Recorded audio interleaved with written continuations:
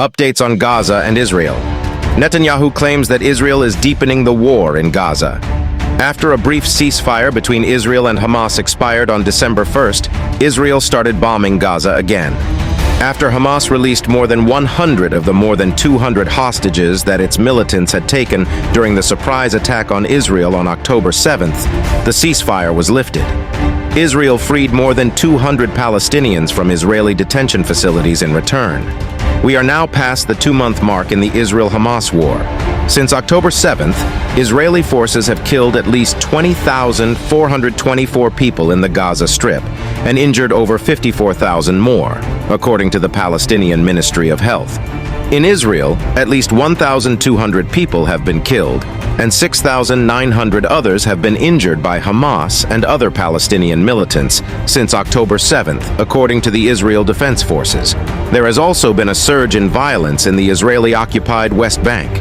Israeli forces have killed at least 293 Palestinians in the territory since October 7th, according to the United Nations Office for the Coordination of Humanitarian Affairs. Israeli Prime Minister Benjamin Netanyahu called the fatalities a very heavy price. This weekend's fatalities bring the total number of Israeli soldiers killed since the ground offensive began to 153, the Israel Defense Forces said.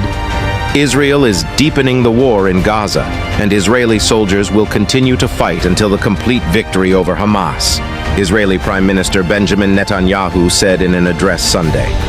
This is the only way to return our abductees, eliminate Hamas, and ensure that Gaza will no longer be a threat to Israel, Netanyahu said. It will take time, but we are united, the fighters, the people, and the government.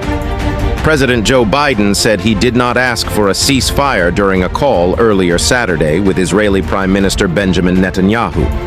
I had a long talk with Netanyahu today. It was a private conversation, he told reporters while leaving the White House for Christmas at Camp David.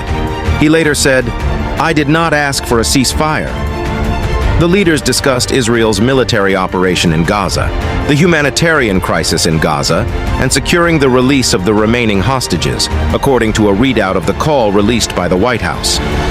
The two agreed to remain in regular consultation, the readout stated. Biden also did not respond to questions about a new Wall Street Journal report that in the days after the October 7th attack, he convinced Netanyahu against a preemptive strike on Hezbollah forces in Lebanon. ABC News has not confirmed the report. Confirmed the